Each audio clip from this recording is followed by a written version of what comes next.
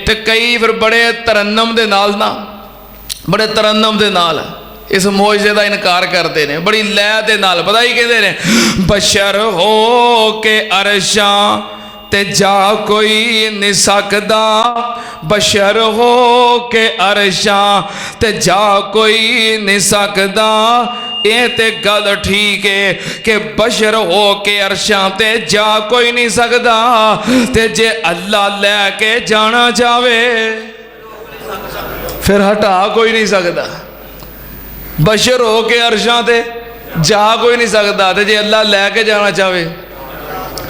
कमले कहते ने दसो खां बशर हो के, कमले कहते ने दसो खां बशर हो के किवें आसमाना तो पार जा सकदा ए। हाँ ठीक है बशर नहीं जा सकदा, अल्लाह चावे ते कोई नहीं हटा सकदा ए। अबाबीला तो जो हाथी मरवा के ते अपने काबे नू आप बचा सकदा है, फिर बशर मुहम्मद करीम ताई सत्ता समाना दी सैर करा सकदा है।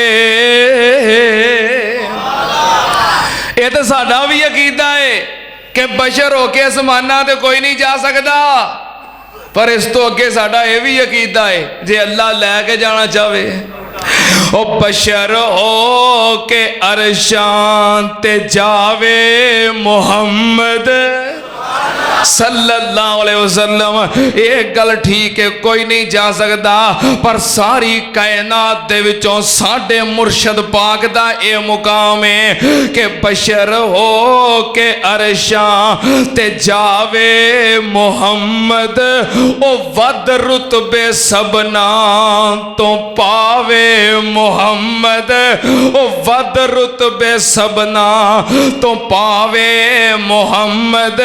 जेड़े नुस्खे दसे न किसे भी पैगंबर, ओ गुर सानू समझावे मुहम्मद सल्लल्लाहु अलैहि वसल्लम। ओ केड़ा है जो अज इमामत करा दे, मौलाना शेख मोहम्मद सईद उल्फत रहमतुल्लाह अलैह, अल्लाह पाक दर्जे बुलंद फरमाए। केड़ा है जो अज इमामत करा दे, खड़ा हो के अगे दो रकतां पढ़ा दे। केड़ा है जो अज इमामत करा दे, खड़ा हो के अगे दो रकतां पढ़ा दे। जिदों जिबरील ए सुखन सुनीता बाओं फड़ के आका नू अगे चकीता, अर्ज कीती है पैगंबर खुदा दे, अर्ज कीती है पैगंबर खुदा दे। ए तेरा ही हक तू ही पढ़ा दे, जिथे तुसी होवो ए हो ही नहीं सकदा, जिथे तुसी होवो ए हो ही नहीं सकता। तुहाडे अगे कोई खलोई नहीं सकता।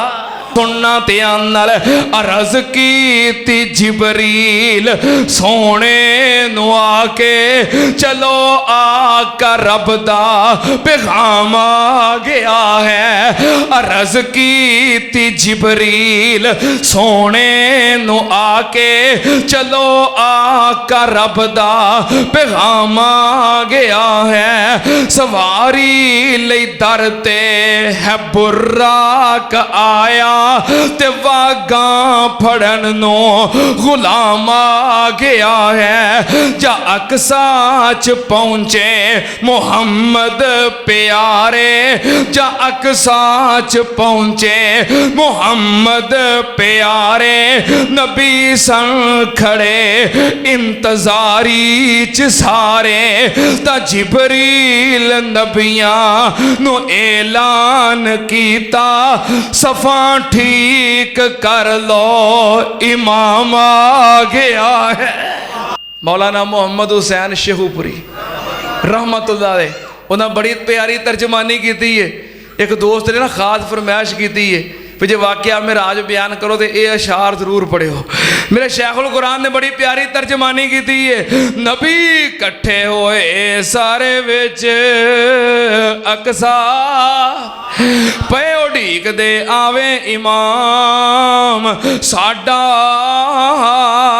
ते ओदे पिछे नमाज दा शरफ पाइए ते नाले करे कबूल सलाम साडा ते वादे होण मिसाक दे अज पूरे ते प्यारा वेख ले जग गुलाम साडा हुसैन नबी बने मुक्तदी सारे ते मुक्तदा है खैरुल अनाम साडा ते बाबे सामने आखिया ओ जिथे रात मेराज सरकार पहुंची जिथे रात मेराज सरकार पहुंची जिथे रात मेराज सरकार पहुंची सत्ता फलकानू चीर जा पार पहुंची मुकाम उस ते नबियां चो जा कोई नहीं सकदा मुकाम उस ते नबियां चो जा कोई नहीं सकदा मुहम्मद दे रुतबे नु पा कोई नहीं सकदा ओ जहाना दी रहमत का कोई नहीं सकदा मुहम्मद दे रुतबे नु पा कोई नहीं सकदा।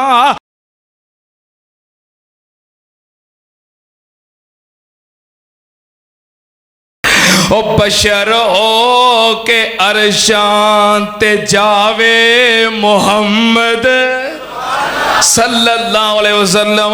एक गल ठीक है कोई नहीं जा सकता पर सारी कायनात दे विचों साडे मुर्शद पाक दा ए मुकाम है कि बशर हो के अरशां ते जावे मुहम्मद ओ वद रुतबे सबना तो पावे मुहम्मद ओ वद रुतबे सबना तो पावे मुहम्मद जेड़े नुस्खे दसे न किसे भी पैगंबर ओ गुर सानू समझावे मुहम्मद।